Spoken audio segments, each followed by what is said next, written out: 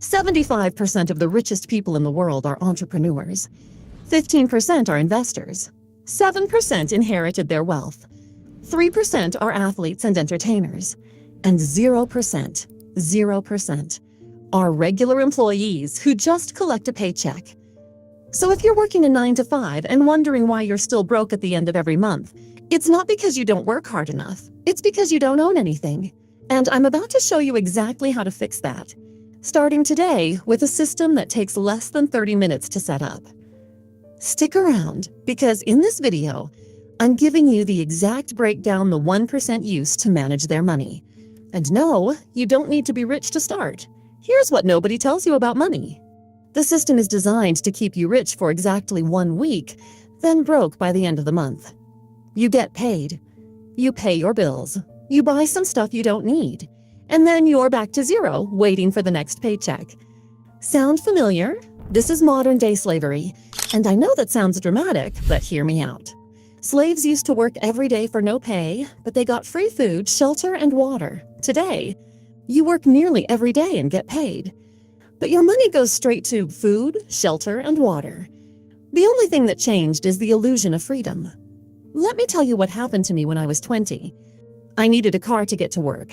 No savings. So I did what everyone does. I took out a loan. Bought a VW Golf. Even got a fancy stereo with the extra cash. For 3 months, I felt like I was winning. Then the engine blew up. No backup, no safety net. And if I didn't fix it, I'd lose my job. So I borrowed more money, more debt, more stress. That car didn't just break down. It broke my finances for an entire year. But here's the thing. If I had just 15% of my income set aside, I wouldn't have spiraled. I would have fixed the car and moved on. Most people don't have a money problem. They have a system problem. And the 1%? They know this. That's why they structure their money completely differently. So here's what we're doing today. I'm breaking down the exact rule I've used for decades to go from broke with no qualifications to building real wealth. It's called the 25, 15, 50, 10 rule. And it works no matter how much you're earning right now. Let's get into it. All right, rule number 1. 25% of your income goes to growth. Not savings, not a checking account. Growth. This is the 25% that works for you while you're sleeping. And I don't mean some mindset nonsense about growing as a person through meditation. I mean buying things that increase in value over time and put money in your pocket. Let me show you something that will blow your mind. This is Billy. He starts investing $200 a month at age 20.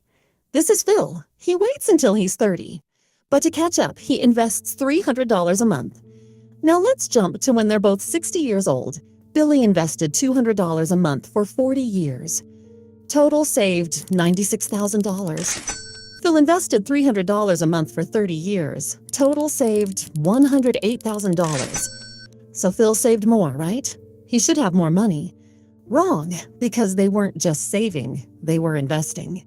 At an average 10% annual return, which is what the S&P 500 has done over the last 100 years, here's what happens. Phil's investment, $678,000. Billy's investment, $1.2 million. Billy invested $12,000 less, but ended up with nearly $600,000 more. All because he started earlier. That's compound growth. And that's why you need to start now, even if it's small. Set up a monthly transfer. Automate it. The money leaves your account on payday, goes straight into your investment platform, and you never see it. That's how you make growth automatic. 25% down. 3 more to go. The 15% rule. Stability next up. 15% goes to stability. This is your bulletproof vest, your safety net, your life just punched me in the face fund. Most people skip this entirely. And that's exactly why one unexpected bill destroys everything. Picture this. Your car breaks down, your laptop dies, you lose your job. Without this fund, you're scrambling and selling your investments at a loss and racking up credit card debt, spiraling. With this fund, you fix the problem and move on. So how much do you need? Add up your core expenses, rent, groceries, utilities, transport, the essentials, not Netflix, not takeout. Let's say that's $1,500 a month. Now multiply by 5. That's $7,500. That's your stability fund. I know, that sounds like a lot. But here's the truth. When life hits, it doesn't come one problem at a time. It comes all at once. And if you only have 2 months saved, you won't be bulletproof. You'll be half protected. Now, where do you put this money? 3 rules. Rule 1, easy access. You need to be able to get this money within 24 hours. No penalties. No waiting periods. Don't lock it up in some account that won't let you touch it for 5 years. Rule 2, zero risk.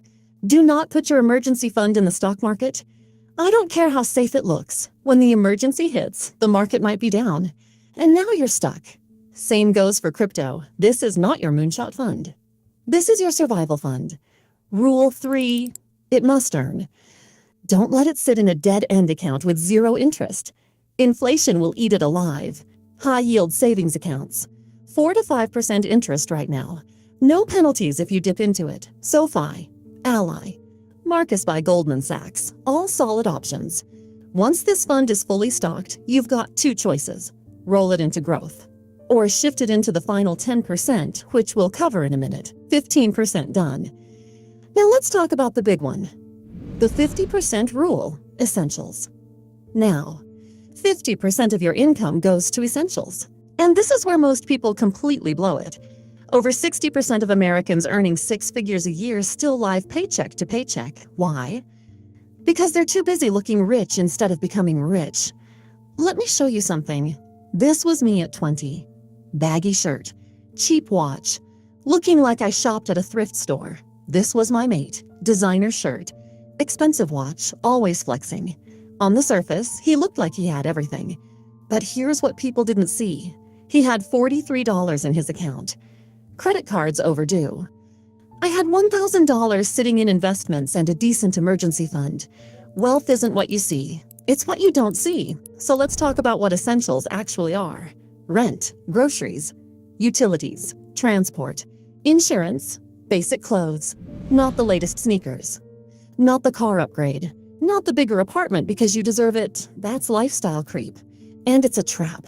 Here's the truth most people don't want to hear. Takeout isn't essential. Neither is the gym membership you haven't used since January, or the 3 streaming services you forgot you're paying for. Do this right now. Pull up your bank statements. Cancel anything you're not actively using. That's instant money back in your pocket. But if you really want to make an impact, focus on the 2 biggest expenses. Number 1, housing. 30 to 40% of their income. Here's what you do. Renegotiate your rent when the lease is up. Most landlords would rather keep you than deal with finding someone new, or go further, house hack. Rent out a spare room, split a place with roommates. Even move back with your parents while you build your buffer. If you can keep housing under half of your essentials budget, around 25% of your total income, you're in a solid position. Number 2, transport. Car payments are wealth killers. People lease brand new cars for the status flex and then pay for years on a depreciating liability. Buy used, buy reliable. Buy something that's already seen most of its depreciation. And only upgrade when your income can genuinely support it, not when you can barely afford the monthly payment. In cities, ditch the car entirely. You'll save hundreds a month on payments, insurance, maintenance, and parking. Finally, the last 10%. This goes to rewards, the stuff that keeps you sane. Look, I get it. Saving and investing is boring. Budgeting feels like punishment. And that's exactly why 92% of people who go on intense saving sprints end up overspending later. You can't sustain a system that makes you miserable. So this 10%, it's guilt-free spending. Vacations, hobbies, nights out, gifts for people you love. I learned this the hard way. When I was building my businesses, I ignored vacations completely. Worked nonstop, thought it was a waste of time. Then I got sick, stress-induced shingles. The doctors literally told me to take a vacation. That's when I went on my first ski trip, and I realized this isn't a waste. It's an investment in not burning out. I also ignored my friends, skipped birthdays, never went out. And guess what? I lost most of them. Money means nothing if you're alone, exhausted, and miserable. So here's how you do this right. Open a separate account. Call it your joy jar. Set up an automatic transfer. 10% of every paycheck goes straight in. If you make $2,000, that's $200. If you make $10,000, that's $1,000. And here's the rule, you cannot top this up from your other buckets. If it hits zero, you wait until next month. When you know the fund is limited, you spend it intentionally. You maximize it. My 10% goes to things I'll actually remember. Ski trips with my wife. Universal Studios with my son. Golf weekends with my mates. That's what feeling rich actually is. So there you have it. 25, 15, 50, 10 rule. 25% to growth, index funds, skills, real estate. The stuff that works while you sleep. 15% to stability, your bulletproof fund. 5 months of expenses, high-yield savings account. 50% to essentials, rent, groceries, bills, cut the waste. Automate the smart decisions. 10% to rewards, guilt-free joy. Experiences over things. This system works whether you're earning $30,000 or $300,000. It's not about how much you make. It's about how you manage what you make. The 1% know this. Now you do too. If this helped, hit subscribe.